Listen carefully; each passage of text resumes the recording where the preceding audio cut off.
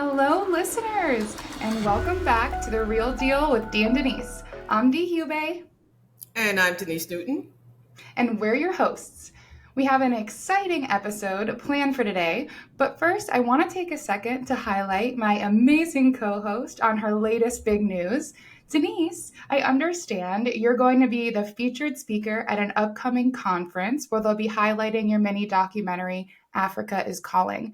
Tell us more about this exciting news. Yeah, it was unexpected. As you know, Dee, a couple months ago, a filmmaker did a little mini doc about my travels to Africa and the work that I did when I was there with children. And a lady that is in actually it was a reader and authors group that I was a part of back in 2018. She happened to see the little mini doc, and she got in touch with me, and she says, we're having this conference in January, and there's a lady that's an author, and her book has been made into a Lifetime movie, and they're going to be featuring Wow. her book and her movie during this conference. And she said, and we want to feature your documentary at this conference, and we would like for you to come down and be on a panel and talk about what you did there and talk about your work as an author and the work that you did in Africa. And I was like, oh my God, really? And then we're going to be also at Barnes and Nobles while we're there as well. So yeah, Wow. I am really hyped about that, really excited. It was really unexpected, but I'm looking forward to it. I'm looking to do some great things in 2024. So every year, you hear people say, this is the next year is going to be my year. The new year is going to be my year. I'm really, really going to hope and pray that 2024 be my year. We're going to make every year our year. Everywhere you go, Denise, you leave your mark. I'm not at all surprised, to be honest. I know you said it was unexpected, but I'm not It surprised. was. I think you're amazing, and I think they made a great choice reaching out to you. Thank you so much. I'm really looking forward to it. And it's going to be fun. It's going to be so many amazing women there because I'm all about girl power. I don't care where I Yeah, am. I could be out in the desert. If it's women out there or girls that needs empowerment, hey, I'm there. I'm all about girl power. So yeah, anytime I could get into anything, any arena where women and girls are, backing each other, supporting each other, I want to be in the mix. So yeah, this is definitely my element. absolutely. Empowered women empower women. That is for sure. So, all right, folks. On this follow up episode, we're still getting real about the war on women. In our last episode, we exposed the harsh realities women and girls must confront every day. We uncovered just how deep these challenges run, from the unsettling statistics to the widespread physical and sexual violence, from the ongoing struggles for reproductive rights and freedoms to everything in between, and so much more. We unveiled the entrenched systemic barriers, from economic disparities to deep rooted discrimination and the compounded challenges affecting women of color. Our conversation in part one has something for everyone, mixing hard hitting facts and stats with real life stories. Now, in part two, we're taking charge. We're shining a spotlight on solutions and unraveling the hypocrisy of so called Christian conservatives, especially those serving in Congress. We're not holding back in calling out the contradictions between their actions and the principles they claim to uphold. The time for silence is over. No more smile and wave, no more grin and bear it. Enough is enough. We're standing up and speaking out. So, whether you're joining us for the first time or returning for more real talk, buckle up. And don't forget to stay tuned for our deals of the week at the end of the episode, where we'll dive into the things, politics or otherwise, that we just cannot let go. But first, let's make sure we're all on the same page about the battleground we're navigating. To set the stage for today's continuation about the relentless war on women, let's kick off part two with some highlights from part one. It's the perfect refresher for returning listeners and serves as a great sneak peek for newcomers. Discrimination in the workplace continues to persist. To this day, women still earn less than men for the same work. And for women of color, these disparities are even bigger. Women face barriers in nearly all places, all institutions, including in the workplace. These are things like the gender pay gap, the underrepresentation of women, and other systemic barriers. A lot of these decisions being made about abortion, women's health, anything dealing with women, have you noticed the one thing that infuriates me is that these decisions are being made in rooms where there's not even one woman at the table. There's only 2 recorded groups where less than half of their members support legal abortion, and that's conservative Republicans and evangelical Christians. These are the people enacting these laws all over the country and trying to enact them federally. And the thing that scares me right now is these harsh abortion laws that they're putting in place is going to cause women to go back to doing what they used to do a long time ago with that coat hanger. Because I remember when I was in college, it is only Republican legislatures, Republican-controlled legislatures that are making these kinds of moves. In Colorado, they decided to offer free or reduced cost contraceptives. And you know what happened? The amount of abortions plummeted in Colorado. So if they were serious about wanting to stop abortion, these are the kinds of initiatives they would be taking on, and they're not doing that. This lets you know that it's not about the life of the fetus. This is all about controlling women. This all comes back to keeping women under control. We can't let this loop continue. It is just crazy. Because we'll be doing this for another 150, 200 years till Jesus comes. It would never stop. I want to be able to sit back and sip my coffee and be watching and say, oh boy, these girls ain't playing. They ain't taking a miss. Half of all women who are killed by gun violence are killed as a result of a domestic violence situation. The presence of a gun in a domestic violence situation increases the chance of a homicide by 500%. But it increases the risk of homicide for women, so femicide, by 1,000%. And 68% of mass shooters have a history of domestic violence. So what does that say? That says it's a precursor, and those types of people should not have guns. They should not have guns. How many times we heard, well, there's no sense in completely messing up this person's life for this indiscretion. She's okay. She's not dead. But you shouldn't just really ruin his life over this. But look what you've done to her. Brock Turner. Mm-hmm. Oh my God. An overwhelming majority of women who experience sexual assault also have PTSD as a result of the assault. Absolutely. Somebody here who can speak from experience on that one. And being pregnant and giving birth is one of the single most dangerous things a woman can engage in. And it's getting worse, okay? We went from 23.8 to 32.9 in 1 year. We are not progressing in the right way. I do not want my 2 little grandchildren to be living in the same kind of world that I'm living in the next 20, 30, 40 years. And the same cycle is still here.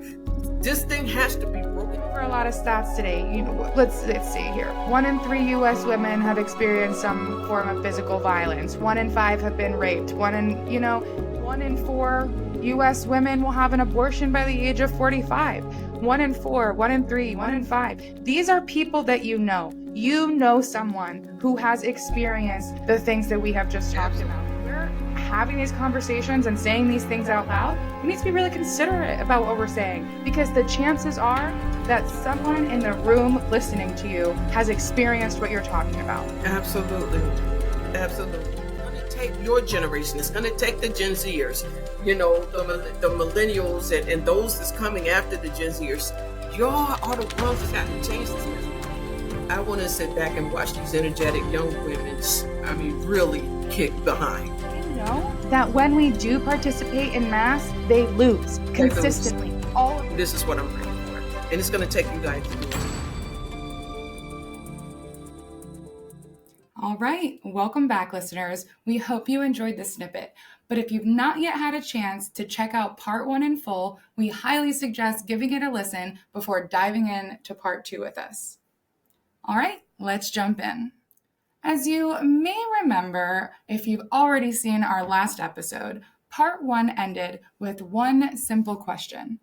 Are Republicans right to dismiss the war on women as a political game, or is there something more going on here?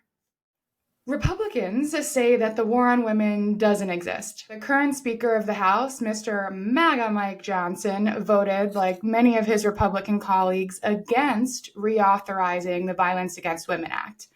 Despite decades and decades and decades of protest, the Equal Rights Amendment, known as the ERA, which simply enshrines a woman's right to equality into the Constitution, has yet to be passed. And, just as a quick personal anecdote, that was one of the first protests my mom had ever been to when she was a child. And now my mom is in her 50s, and we're still out here protesting for the passage of the ERA. So, the war on women was even referred to by Republican congressional members as a political game. It's So, just Denise, so much work. do you think Republicans are right to dismiss the existence of the war on women as a political game, or do you think there might be something else going on? I think there's something more going on because we see it every day. I mean, they just seem to be so dismissive of anything that deals with the well-being of women, whether that's the physical well-being of women, whether that's women's rights, whether that's the emotional well-being of women, anything that's for our good. They're just so dismissive of it. This patriarchy just seems to get more entrenched, and it's like it is just. It's hard for me to look at the young women and the young girls of today, and I look at them with such empathy and such sadness sometimes because they should not be experiencing that in this day in the 21st century. They should not even know what that feels like, right? But they do because it's still here. Your generation, D, should not even know what that feels like, but you do because it's still here. And they are just so dismissive, and it's scary because we have women that are just dying at alarming rates at the hands, mostly at the hands of people that they know, particularly in their home. And it's like no one seems these men that have the ability to make laws or to do something to strengthen the laws where domestic violence is concerned, or this violence against women in general, and they seem to be dragging their feet on it. I'm not understanding where we are with this. I'm not understanding because it just seemed like some of them just taking such again, a dismissive approach to it. Like, it's really not that bad. I don't know. What are you complaining about? It's really not a thing. It's all in your head. But yet we see it every day. Women are dying at alarming rates. We see women come up missing. Every time I see a news report, a woman missing, right away in my heart skips a beat because I just feel like she's not coming back home because she's unalived at some point. But it's a problem, and I see it every day. There's a news report every day, and something needs to be done. I don't know what it's going to take for people to know that this is a real problem. It is a serious problem. What is it going to take to make the ones who can actually help do something about it understand that this is a real dangerous and serious problem, and it's getting worse every single day? And the only thing that people can come up with is to say, well, women just need to get themselves, get a pew-pew. This is what I suggest to women. That's the answer to it all from what I'm hearing. No, yeah. Women are more likely, I think it's 100 times more likely to have their own gun used against them in a violent crime than they are to use their gun to stop a violent crime. In a previous episode, you had cited a scripture. You talked about faith without works. Can you remind us of that, Denise?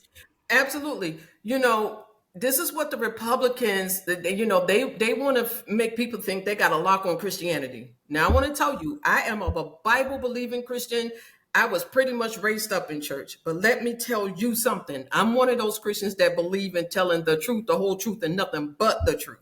I'm going to stand on the gospel. Faith without works. I have faith, but you got to, and the Bible talks about that. Faith without works is dead. So if I am a lawmaker, I'm going to show you my faith by my works. Okay, because my works is that I'm going to see all of this carnage, all of this unnecessary carnage going on in this country. And I'm going to use my faith, my Christian faith, to say something has to be done. So I am going to write some meaningful legislation to stop this carnage. So I'm going to take my works and my faith and I'm going to slap them both together. And this is how I'm going to please God, because they both work hand in hand. I can't talk out of one side of my mouth talking about my Christian faith, but sit there and watch all of my fellow citizens getting slaughtered, including a school full of children on any given day. And when they get slaughtered and their families have to come and identify them through the use of DNA, and I can just turn a blind eye to that and say, oh, that's a shame, thoughts and prayers. That is a flipping hypocrite. That's what that is. That is not a Christian. If you say you got faith, then prove it by the work that you do. Put in the work. When I say I don't like to see the starving children over in Africa and to see these children with their ribs showing, I try to show the faith that I have, my Christian faith, by going on a mission over there where I stayed over there almost 3 months, sleeping not in beds. I slept on the floor a couple of times where there was bugs that I can't even identify crawling around on the floor. But yeah, I went over there to help get clean water into villages. We taught in schools where the children had to sit on the floor. They didn't even have chairs or desks to sit in. They sat in the dirt. That's how I showed my faith, was by my works. And that's what we do.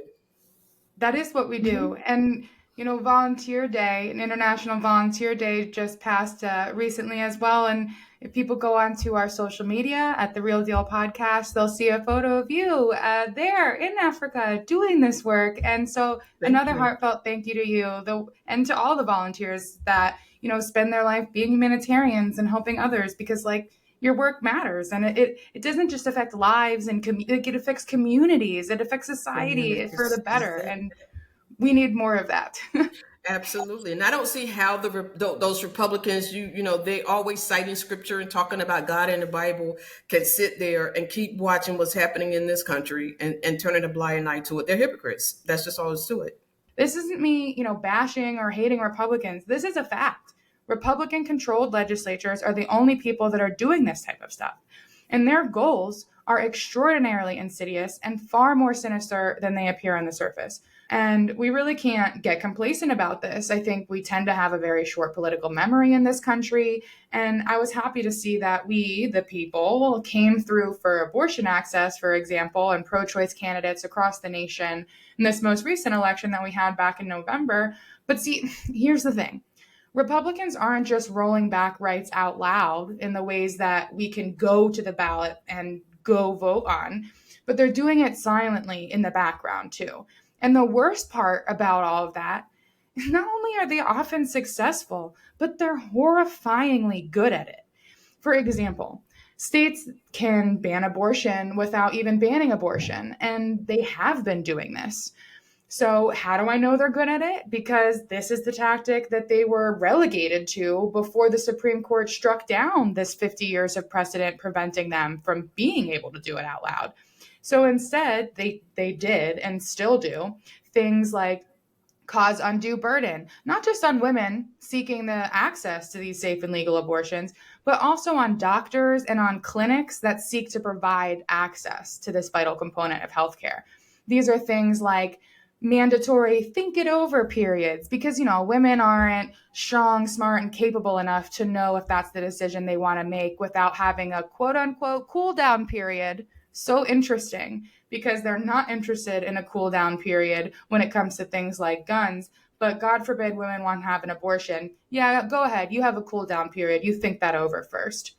Mandatory looks at sonograms, which is just cruel, in my opinion, for whatever reason. And this includes women who have non-viable fetuses, for example. they are forced to look at the sonogram before they're allowed to have one. It's medical unnecessities, like we talked about earlier in the episode. It's inachievable clinic guidelines, like having to have hallways that are as wide as those in hospitals, which again, you don't need for this. And these laws are being enacted by Republican legislatures all over the country. And because it's been so effective for them, it helps keep them in power. They're going to keep going with it. Look how many of them make their mistresses have abortions when they get pregnant. So that tells you right there they don't believe it ain't about that fetus. Right. It's a political game. It's a political ploy. Right. And they're perfectly happy to pass all of these things because they know that if they have money and status, those laws won't apply to them. They'll be able to get abortions whenever they want. Whenever they want it. There was that guy, Jason, whatever his name is. I can see his face. He had gotten somebody pregnant. He paid her off. He paid her for her to get an abortion. These are the same people that run the Fox News and talk about abortion and all this stuff.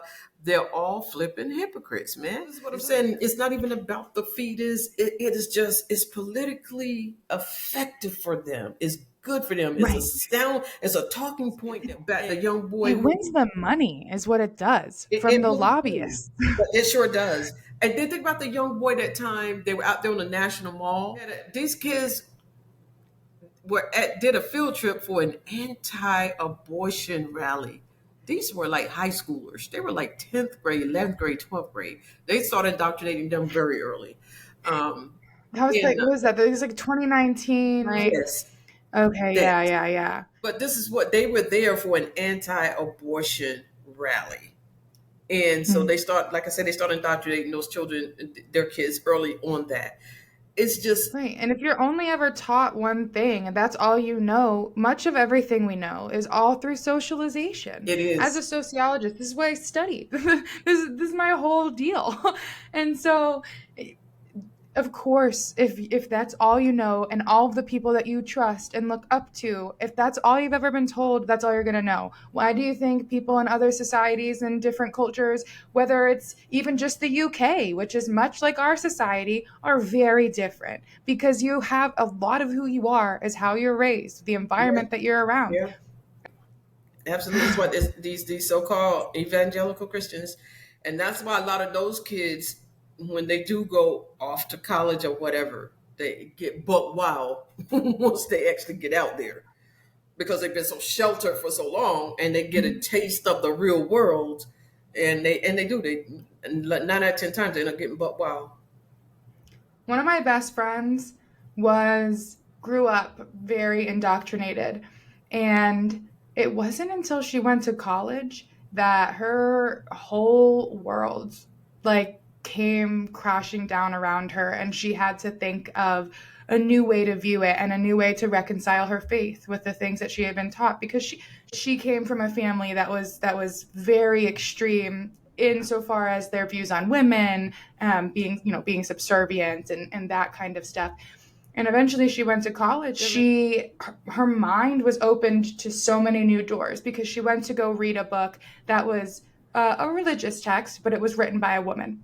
And a very close member of her family told her that she shouldn't read that because women shouldn't be the ones to write books.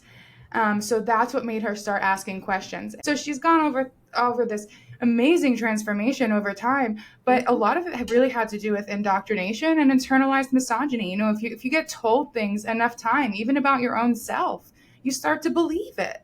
And so if you're constantly told that women are lesser and women shouldn't be able to do this and women shouldn't be able to do that and yada yada, then you start to believe that. I mean, even myself, when I was in high school, I used to be kind of tomboy and I'm sad to say, not the most girl around. I was kind of I'm not like other girls kind of person. I'm cool. I'm fun. I can ride a dirt bike. I'm different. But I'm not different. I'm just a woman, and I like to do other things because I was around that kind of stuff growing up. And lots of other women like to do that too. I'm not special because I do something a bit different. And now as an adult, I love all of the women. You do this, you do that. That's cool. You're a tomboy. You wear heels taller than me. And that's awesome. I couldn't walk in those. So, everything's a learning curve, but It internalized is. misogyny is real. That It whole, is. oh, I'm not like other girls, that's a that's that's internalized misogyny Well, right there. and that's another thing that I see a lot in these videos that I be talking about. What I see with they're talking about relationships today.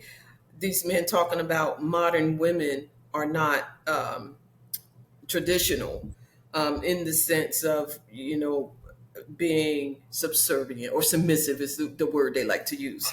You want them to be submissive, but you also want them to be equal as far as what they bring into the home as financially. Exactly how does that work? Yeah, right, right. Like, So, yeah, you yeah, can have it one or the other, buddy, but you you cannot can't have it have both. both. I mean, yeah, because back in the day, yeah, they were submissive because they stayed home. They were not going out, making the bacon and bringing it home, frying it They up, and also all didn't that. have the option All to. right, right. There was no option. They stayed home. Now you want them to go out and work and do And a lot all of of that. women, even if they did have their own strong will, were not in a position to not be submissive because then what? Where would they live? How would they eat in a society that they're not allowed to have a job in, open a bank account in, etc.? So a lot of women's lives depended on making their quote unquote union work with their partner, whether they wanted it to or not. And so this is why when So they have these questionnaires where they tell them that those that they're dating, are you submissive? Are you submissive? Are you? What do you bring to the table? I mean, what really? Just trying to understand here. And this is what's causing a lot of this is conflict and these confrontations, but it's the expectations. And again, a lot of this is how people were raised, especially those that may have been raised in the church world. Um, you got to understand. I mean, times have changed. It's a little bit different out here now. It's, unless, and again, and I can only talk from my own experiences. A lot of women sit in church because you were told you have to get a man that's in the church.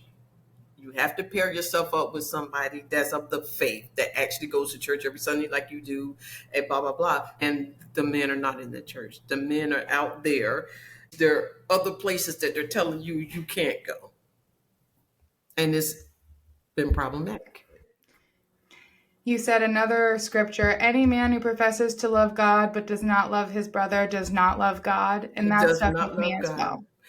And they don't. Anytime you can look at someone and just because they're gay or because they're an immigrant, they're of another color, another race, another creed, and they're not hiding their hatred for anyone that's different from them. It's open. They show. Now that's one thing they show. They may not show their faith by their works. They show their hatred. It's open Mhm. because they can make laws against that because they show that they hate the LGBTQ community. And Mhm. it's crazy, because if you hate your brother, then there is no way that you can love God, because God created all of us, and it is God who judges. It is not man. I don't care what another person is. I love all people. Now, have all people, I have a lot of reasons to have a heart full of hate if I so wanted to be that way, because I know what racism feels like. I've experienced it a long time. I know, but I choose not to. I look for the good in all people. But I'm gonna tell you something. They're gonna have to pay for this. They can Mm. sit here and talk out of the side of their mouth all they want to, but at some point, we know what goes around comes around, and Mm. karma is a real thing, and Yep. karma is going to bite them all in their lazy backsides at some point, because they're not doing what they're supposed to do. They're hurting people and not helping. So they need to keep those scriptures out of their mouth. They need to keep the name of God out of their mouth, because they are not serving mankind at all. They're not even serving their constituents, let alone mankind. They are there is self-serving what they're doing. And if you're sitting there trying to write laws against the LGBTQ community, against people of color, against immigrants. Jesus was an immigrant. He was Yep. not. Okay, they don't even think about stuff like that. I So was at a this. women's march a couple years ago, and I saw a man there actually dressed as Jesus, and he had a sign that said, "Tried to come back, but I was stopped at the border."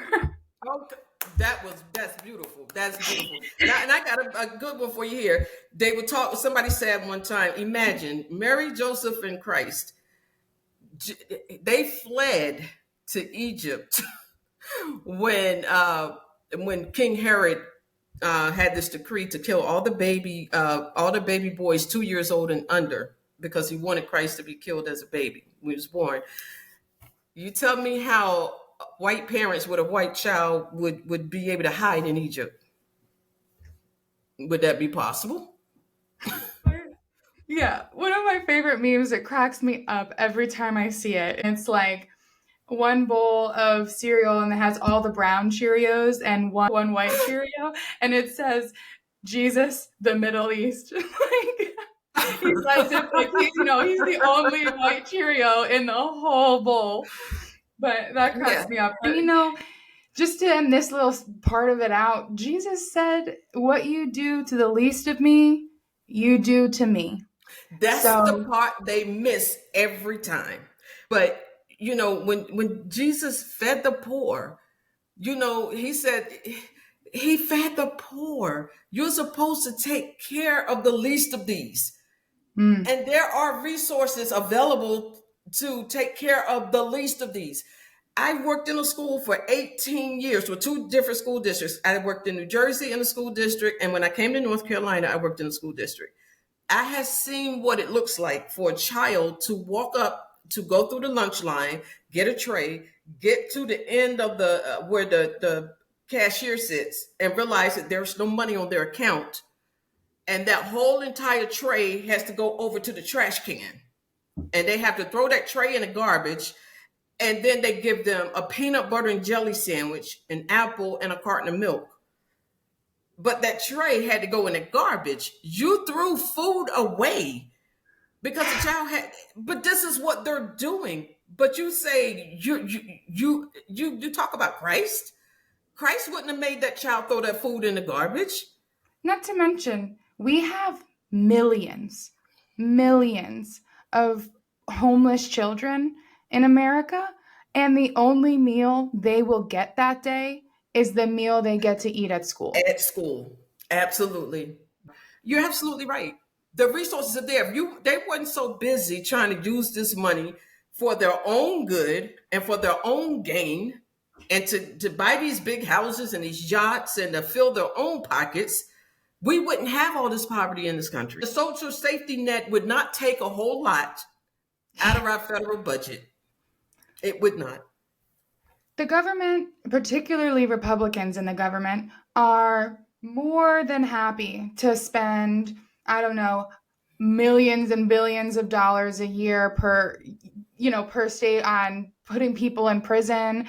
But when it comes to the resources and the things that keep people out of prison to begin with, they're completely disinterested. They're not here to feed kids. They're not here to support people. They're just not here to do anything for anyone who, not women, not minorities, not gay people, not children. It just doesn't matter to them. They're all in it for themselves and they're lobbyists.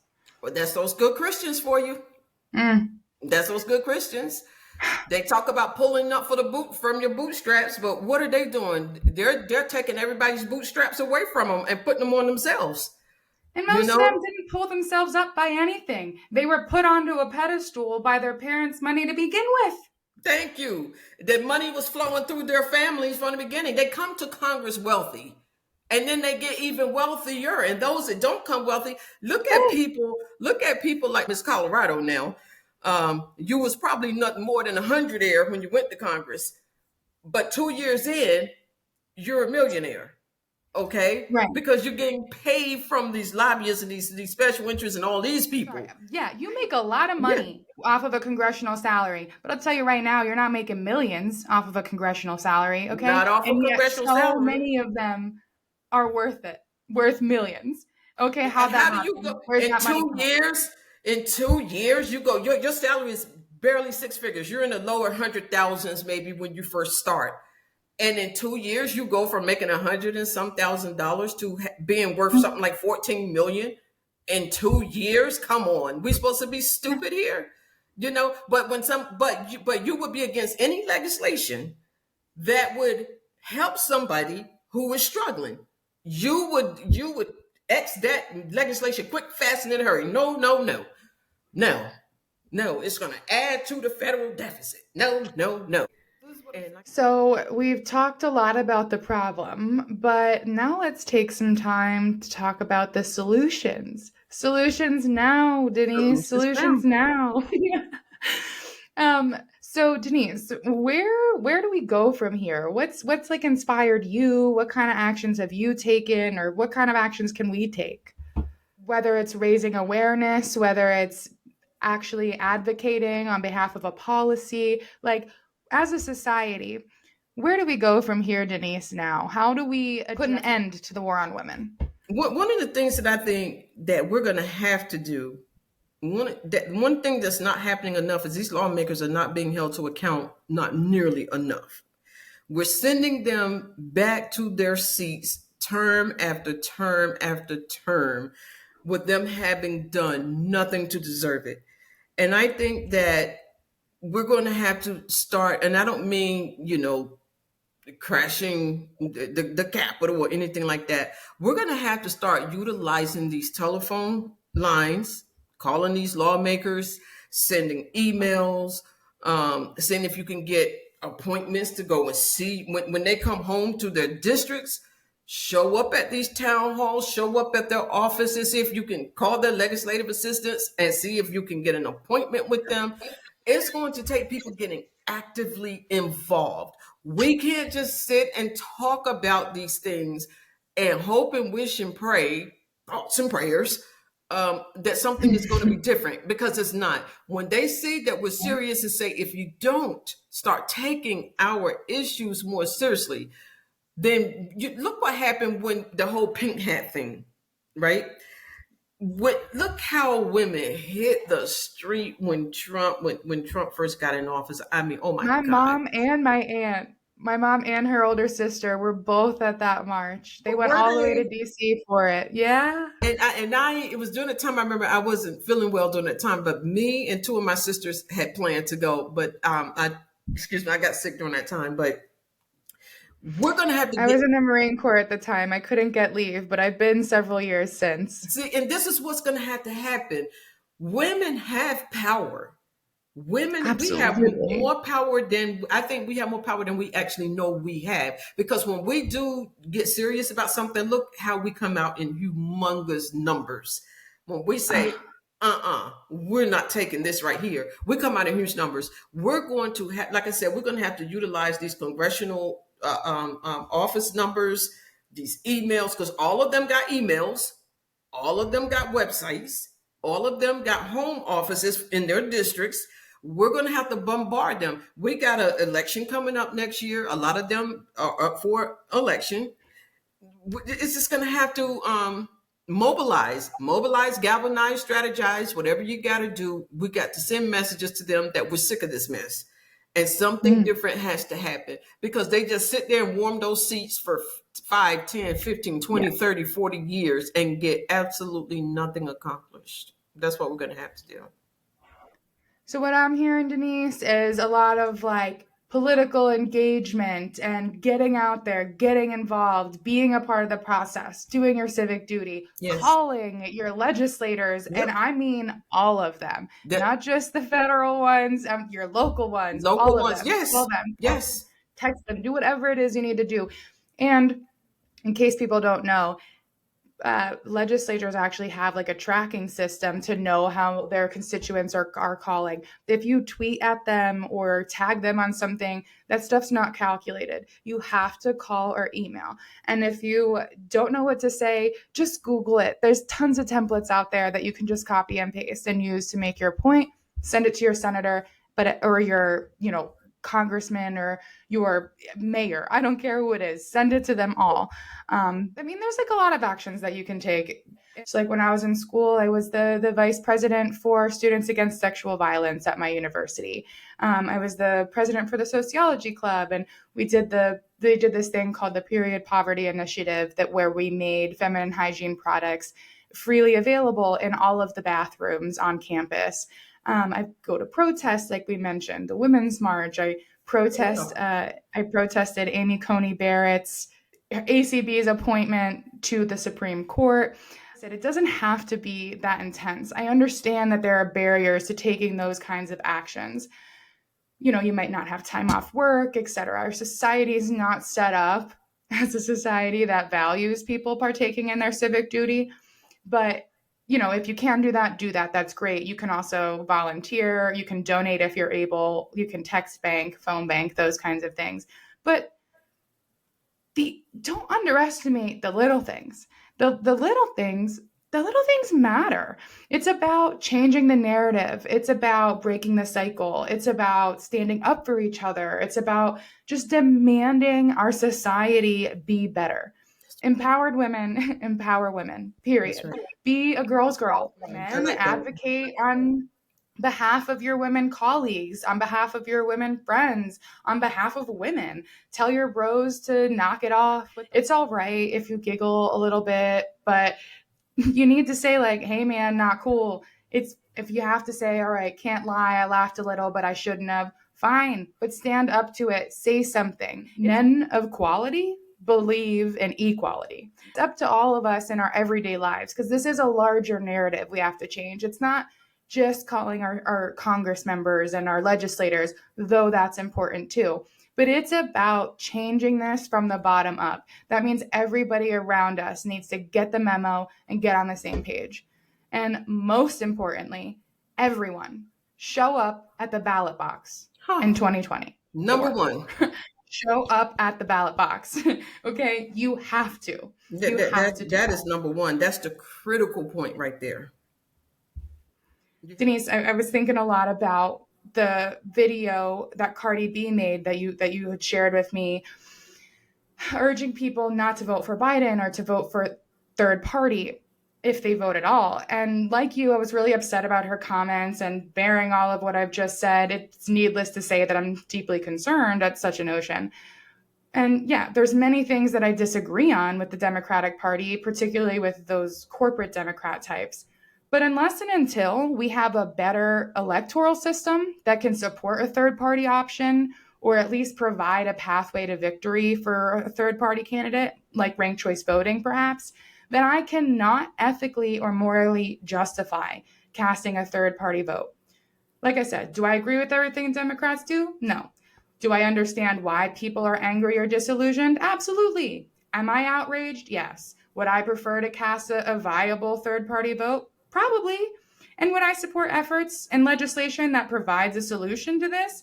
Absolutely. And I already support that. And we all should. Quick plug, you can check out Represent Us. I used to be a chapter leader for their organization a few years back. Jennifer Lawrence does a pretty good video for them. They're already doing this kind of work.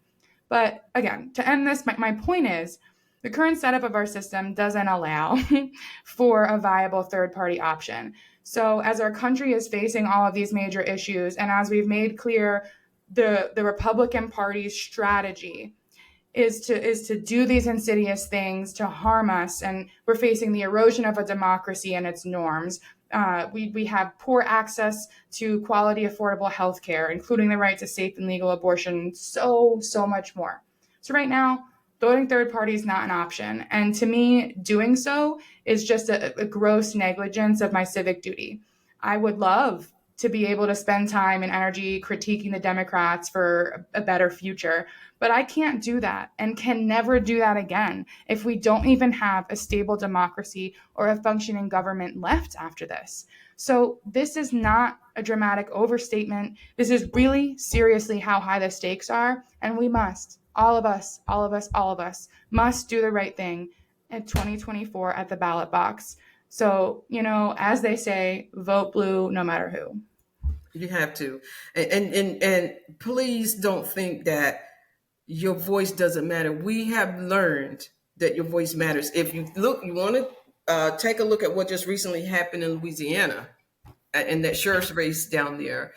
A black sheriff won by 1 vote. So now you know. So this is what I'm saying. Your vote counts. Lauren Boebert won by like 500 votes. That's a very small margin. Yeah. Your vote counts. Every vote counts. Yeah. This time next year, I don't know if I'm going to be smiling or if I'm going to be crying, because this is going to probably be the most critical election this country has ever seen. Absolutely. And whether you're crying or you're overjoyed, I'll be right there with you. And so will our listeners on this podcast.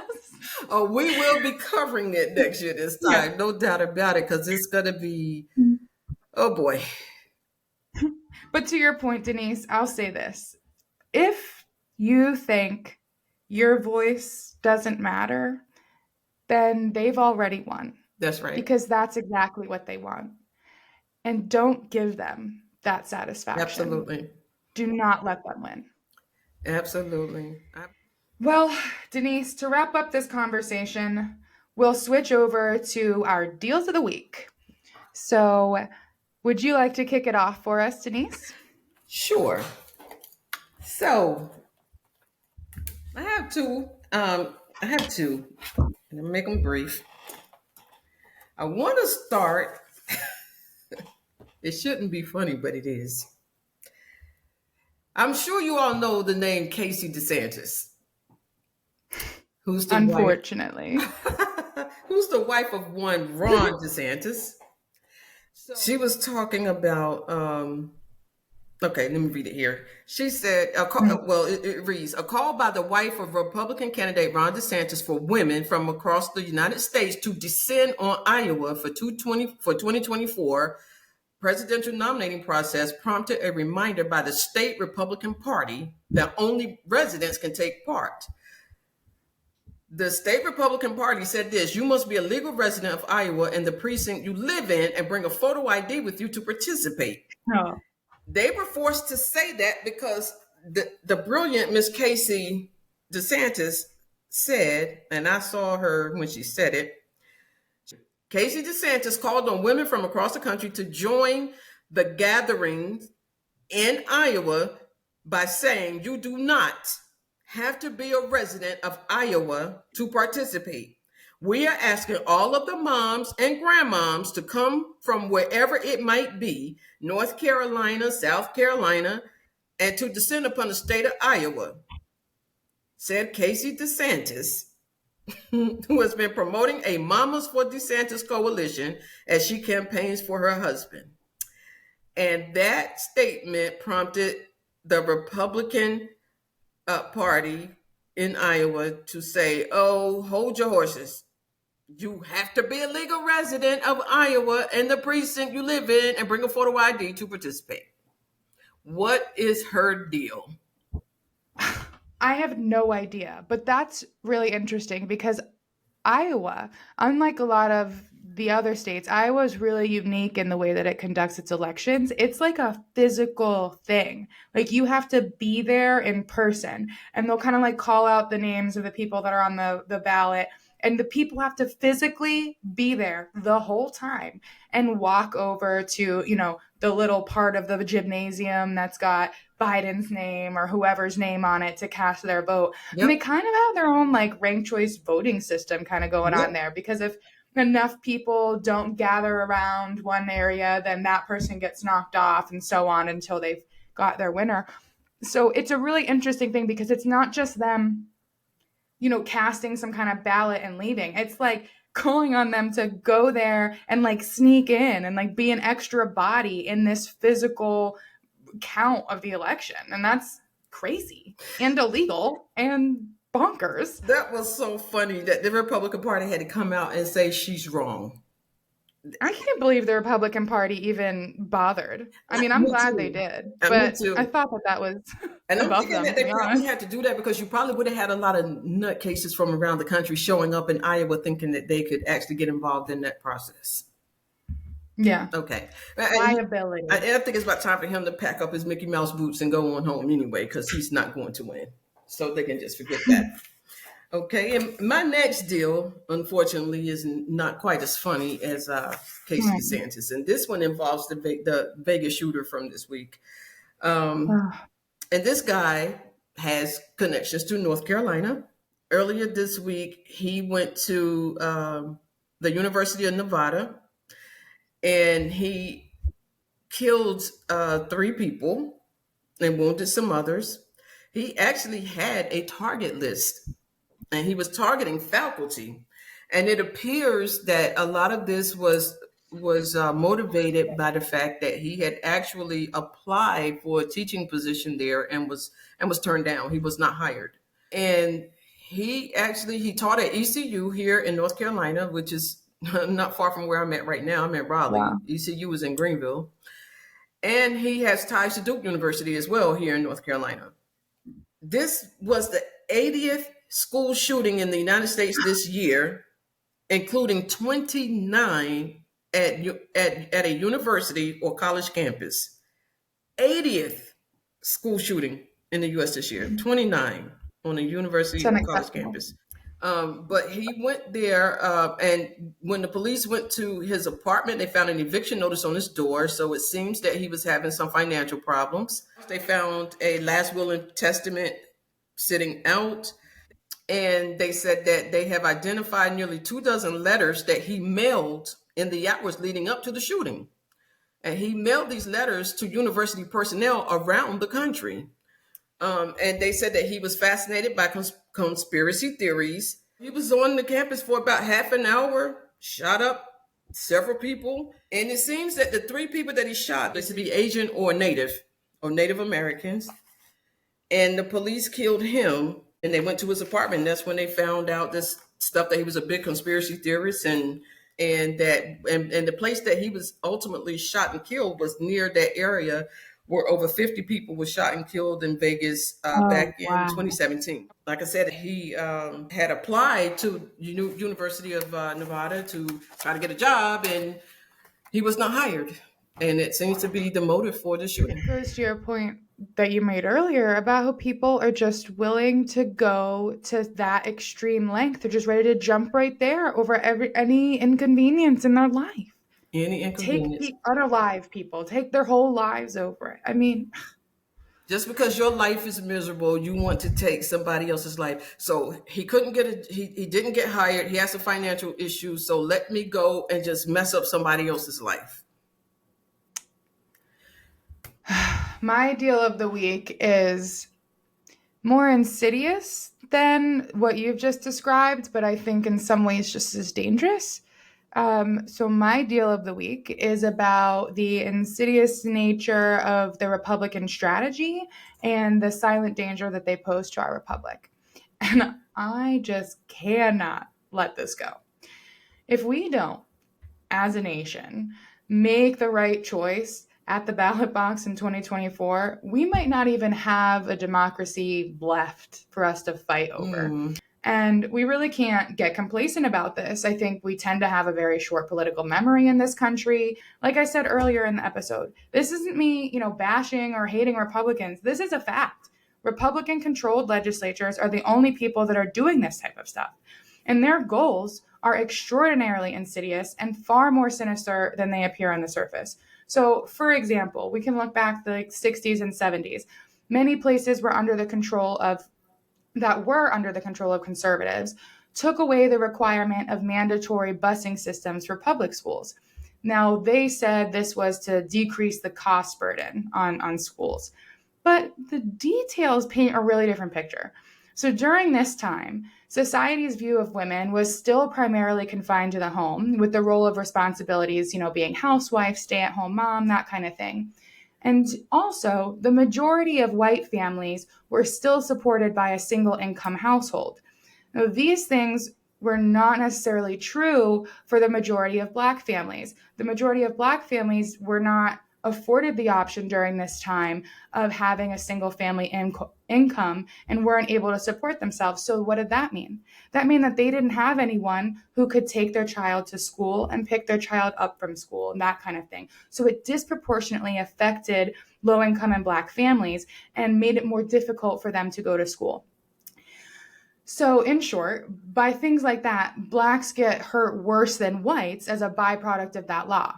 And despite what they tell you about cost burden, this was on purpose. This was no mistake, no accident. This was an on purpose, calculated effort that has been baked into the Republican Party for generations. And you don't have to take my word for this. Republican Lee Atwater, he was the campaign manager and strategist for Ronald Reagan, my mortal enemy, my arch nemesis. And I'm going to read you a quick excerpt from Lee Atwater's infamous 1981 interview explaining how Republicans can win the vote of racists without sounding racist themselves. He called this the Southern strategy. And this is how I'll end my portion out. But before I read this, I should let you know that the excerpt contains expletives and racial slurs, including many repetitions of the N-word. I, however, will not be saying the N-word out loud, but please know that every time I say N-word, know that Lee Atwater was, in fact, saying the full word, hard R included. Here we go. You start out in 1954 by saying N-word, N-word, N-word.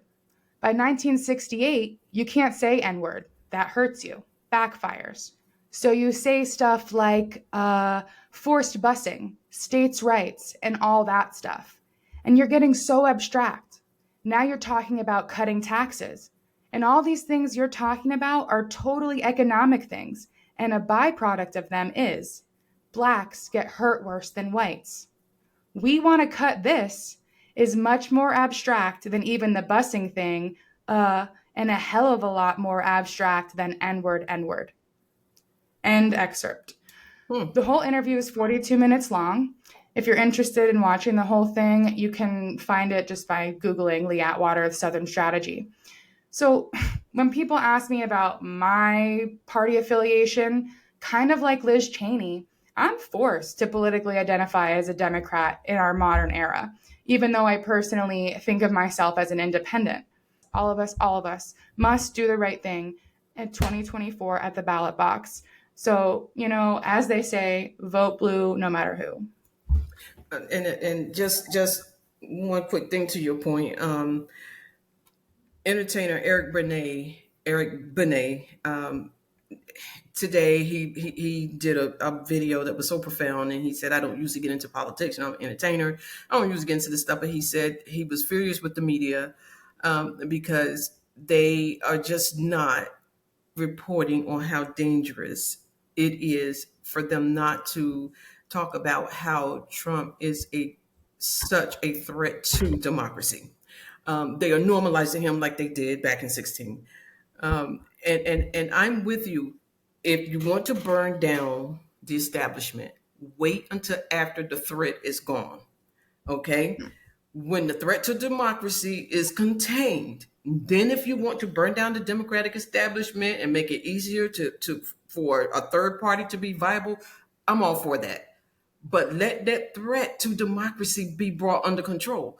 Liz Cheney, who is the daughter of Dick Cheney and a lifelong ultra-conservative, just wrote a book called Oath and Honor, a memoir and a warning, which warns of the danger to democracy that a second term with former President Trump would bring.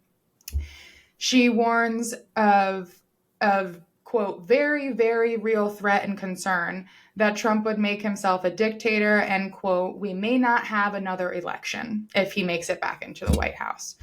The book also details the state of the Republican Party, especially in the lead up to the January 6th attack on the Capitol and the party's subsequent response.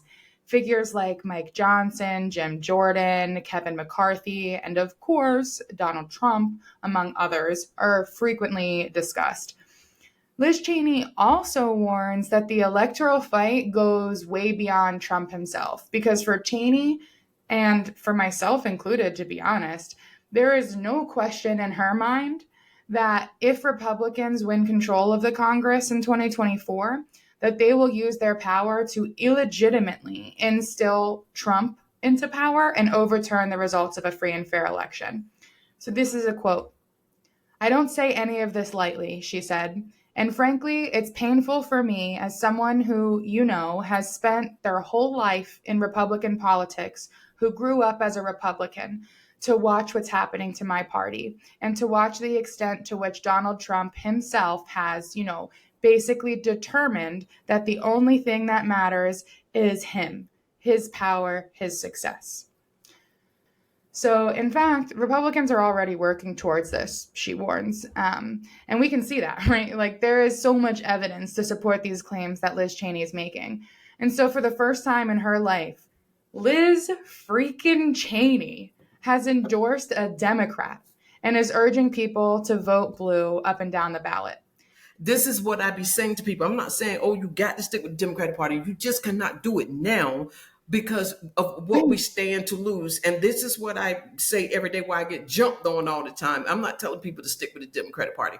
You just can't, we can ill afford to because Steve Bannon, let me say this real quick. Steve Bannon and Steve Miller and all of them were in a conversation the other day. And Steve Bannon was saying on day one that they were going to, as Trump get back in office on day one, it's like 4,000 or 5,000 federal jobs are going to be going off top. And they'll be replaced with Trump loyalists, like from day one. Project 2025. Yeah, and they was talking about these detainment camps for immigrants and just all of these things that they're going to do. The VA were going to be cut, Social Security going to be cut. All these things that they're talking about. But I was, having some conversations with some, and I said, listen, I get your passion about Palestine. You would have to be a monster not to feel the plight of the Palestinian people and all of those children and babies and civilians and innocent people that lives are being slaughtered over there. But do you understand that if the Democrats lose next year and the Republicans win, America loses completely? 100%. How does that benefit the Palestinians? Right. This is what frustrates me. We need to have room for pragmatism as well. Am I disappointed with Biden's response and handling of this issue? Absolutely. I'm honestly furious about it. However, if you think that Donald Trump would be better for the Palestinian people than Joe Biden, you are not having a good faith discussion at all, because that's not a claim that is based in reality. Okay. Same thing on the other, like in just as serious, because people are dying in this issue too. For example, am I a Medicare for all person? Absolutely. Do I believe in universal health care? 100%. My life was saved by universal health care when I got sick in the United Kingdom, and we should have that here. However, why would I take nothing over the ACA? Because those are the options. I can either have the Affordable Care Act, otherwise known as Obamacare, or I can have nothing.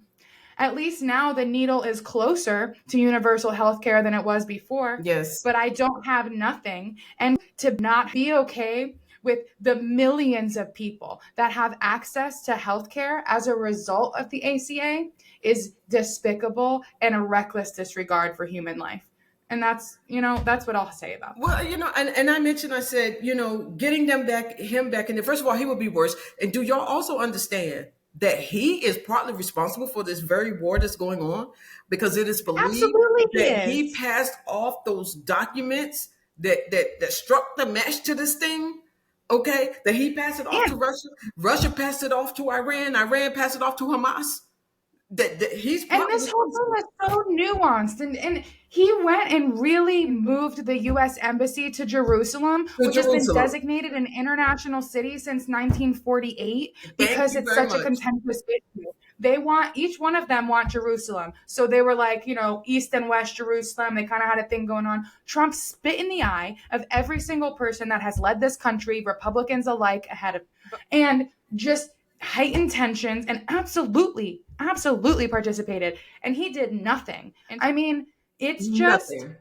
He is absolutely. And they got to understand, him and Netanyahu is like this. Best friends. They're just like this. So they're not thinking. And I'm watching them online, and I'm saying, so it's like I'm upset about what's going on in Dee's house. I hear that she's being mistreated at home, and I'm upset. But I'm gonna set off a bomb in my own house and blow it up because I'm protesting what's happening at Dee's house. Listen, we got to do better, and I'm not gonna talk this to death, but this is why we got to think. So yes, if you want to restructure the Democratic establishment, do it after the threat is removed.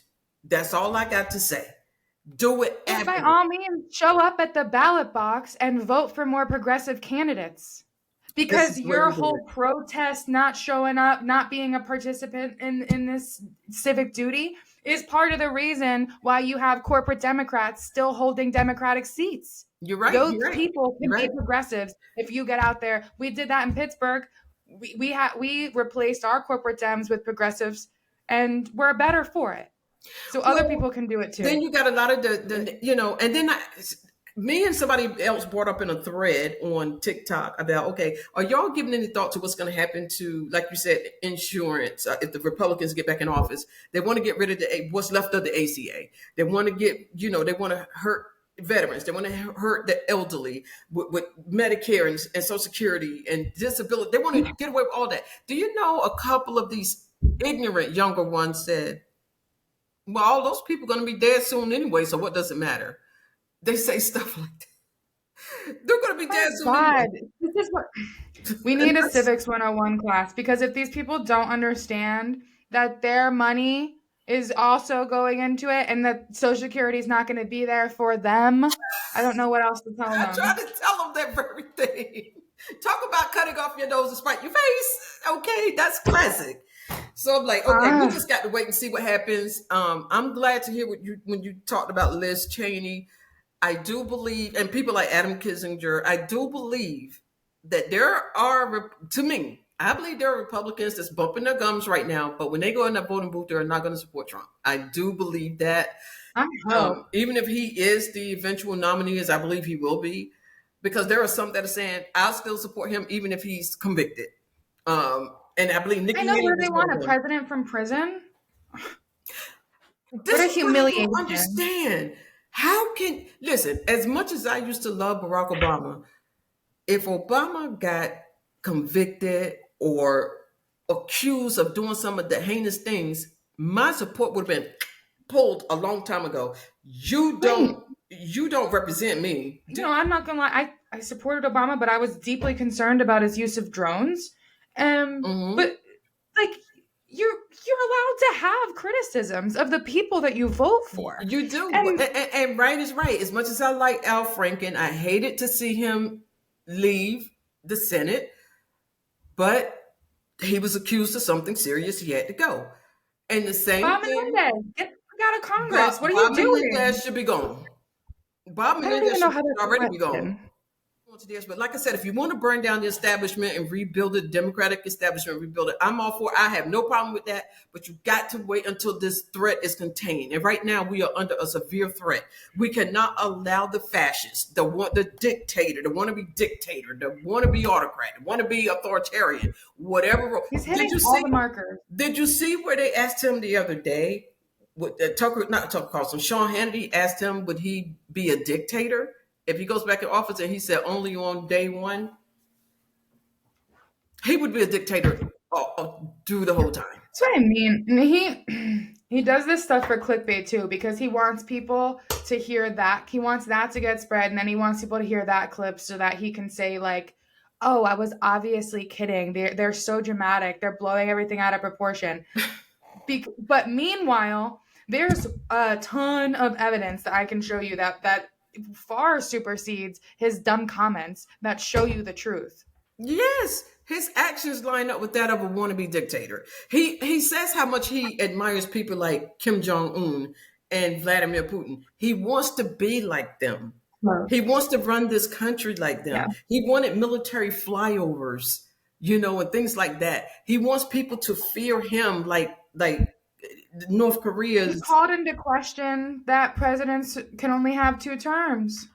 Oh yeah, because he already said he gonna give himself a 3rd term because he got cheated out of one. Because Putin said Putin is in office for life for as long as he's alive, and Trump wants to do the same thing. And Yeah, he so does. this is why it's important. So we got 10 months now to see what happens. You know, it's going to be hard, but I have to try to stay as positive as I can.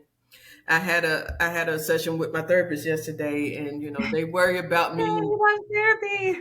Yes, I when I feel myself getting pulled into the negative trap, too much negativity trap, too much, I go, gotta get it back together, got to center, get recentered. You know what I mean? So and they're like, you gotta turn off that TV. And I was listen. I went to school for communications. I used to write for a newspaper. It's difficult for Yeah. me to stop doing that.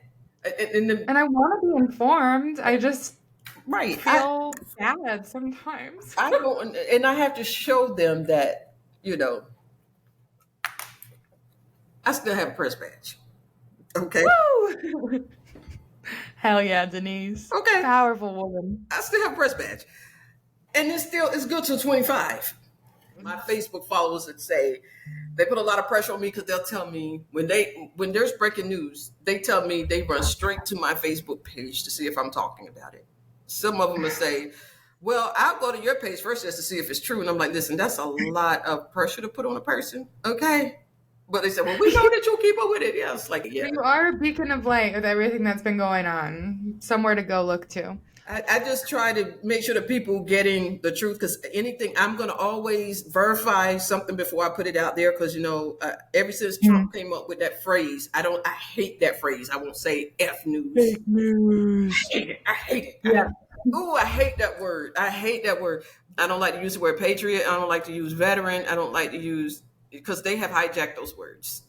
Hijacked. Absolutely, they have freedom flag, all that. But I try to make sure that people, whatever is out there, people know, yeah, this is true. That's somebody's opinion. It's not fact. That's drivel. That's all that is. See, That's opinionated drivel. It's not truthful, factual stuff. And opinion is just that. Especially on social media. Just because you saw a TikTok, you saw a tweet, it doesn't mean it's real. Everything is a conspiracy theory. Everything is a conspiracy theory. It drives me nuts. A lot of body doubles. I hear John Fetterman has like 4 of them now. He'd be cussing. You never know, Denise. Me and you, we might be body doubles. We could be body doubles. We could be. They said Jamie Foxx has a body double. He had to come out last week and tell him that he's the real Jamie Foxx and not a body double. But just to put our listeners at ease, I am the real Dee Hubei. Or am I? I don't know. Okay, she is the real Dee Hubei. Okay. I wasn't talking to a clone just now. Because they swear everybody's a clone. But oh my God. Do you have any closing comments, Denise? You said earlier this was good content. And this thing about the violence against women has been on my mind so much lately. I'm glad we had a chance to talk about that, because when we talk about this stuff, gives me a chance to empty out.